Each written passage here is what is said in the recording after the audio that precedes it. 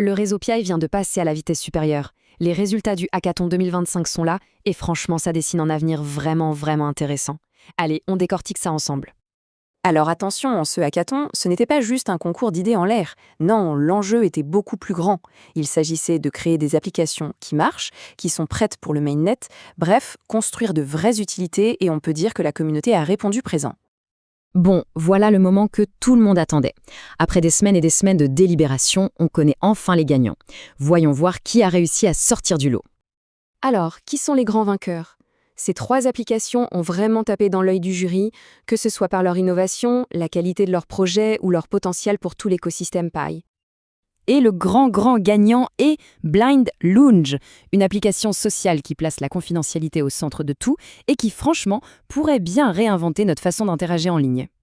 Mais comment est-ce que Blind Lounge crée cette confiance? C'est là que l'idée est vraiment géniale. D'abord, il faut une vérification KYC, donc on sait que derrière chaque profil, il y a une vraie personne. Ensuite, de petits frais en pi pour s'inscrire, et hop, ça élimine quasi totalement les faux comptes et le spam. On commence de manière anonyme, et l'identité n'est révélée qu'avec l'accord des 2 personnes. C'est l'utilisateur qui garde le contrôle. L'équipe elle-même le dit très bien avec cette phrase. Le but, ce n'est pas d'accumuler les amis virtuels, mais de bâtir un espace sécurisé où de vraies connexions, des connexions authentiques, peuvent se créer. En deuxième position, on trouve StarMax. Et là, on change complètement d'univers. Cette application nous ramène dans le monde réel, en jetant un pont entre les pionniers et les commerces de leur quartier. Avec StarMax, on touche du doigt une véritable économie locale basée sur Pi. Les pionniers peuvent enfin utiliser leur Pi pour acheter des choses concrètes, un café, un livre. De leur côté, les commerçants attirent une nouvelle clientèle et peuvent la fidéliser avec des récompenses sur mesure. C'est vraiment du gagnant-gagnant. Comme le souligne l'équipe, tout est une question de découverte et de croissance. Ce n'est pas juste une appli de paiement au nom. StarMax construit une vraie communauté autour des commerces locaux qui soutiennent le projet Pi. Et pour boucler ce podium, on plonge dans l'univers du jeu avec Run for Pi. Cette application nous prouve que Pi, ça peut aussi être synonyme de fun et de divertissement. Ce qui est vraiment intéressant ici, c'est de voir à quel point le Pi est intégré au cœur même du gameplay. Ce n'est pas juste un gadget. Les Pi, ils servent à progresser, à se comparer aux autres joueurs, à rendre l'expérience plus riche. La crypto devient une partie intégrante du plaisir de jouer. On voit bien quelle était l'ambition des développeurs.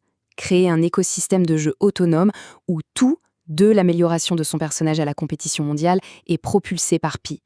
Mais attention, ce top 3 n'est que la partie visible de l'iceberg. Le niveau général de ce hackathon était juste incroyable et il y a plein d'autres projets qui méritent vraiment qu'on s'y attarde.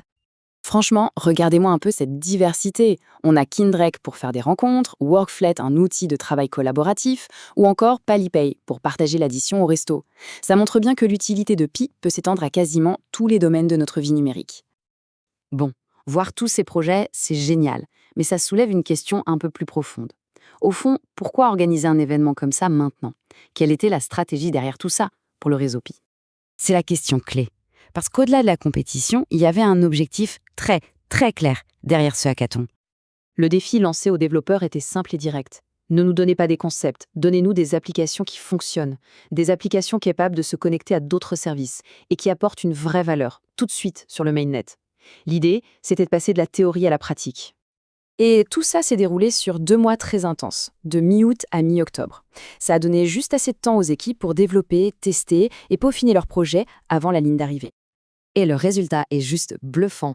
Plus de 215 applications prêtes pour le mainnet ont été soumises. Ce n'est pas juste un chiffre, c'est une véritable explosion de créativité et d'utilité pour tout l'écosystème. Et le meilleur dans toute cette histoire, c'est que ces applications ne sont pas de simples prototypes. Elles sont déjà en ligne et on peut y accéder. Alors comment on fait pour les essayer? C'est très simple. Il suffit d'ouvrir le navigateur Pi, d'aller dans la section écosystème sur le mainnet, et là on trouve un tout nouvel onglet Hackathon 2025, c'est la porte d'entrée vers toutes ces nouvelles pépites. Voilà, ça ressemble exactement à ça. On voit bien l'onglet à chercher. Une fois qu'on clique dessus, c'est un tout nouvel univers d'applications qui s'offre à nous. On termine donc sur cette question qui est essentielle. Avec plus de 200 nouvelles applis qui débarquent, quelle catégorie va vraiment définir le futur de Pi? Est-ce que ce sera le social, le commerce local, le jeu, ou peut-être quelque chose qu'on n'a même pas encore imaginé? Ce hackathon n'a pas seulement récompensé des gagnants, il a surtout lancé des centaines d'expériences qui vont façonner l'avenir du réseau. Le futur de Pi est en train de s'écrire littéralement une application à la fois. Merci d'avoir suivi cette analyse.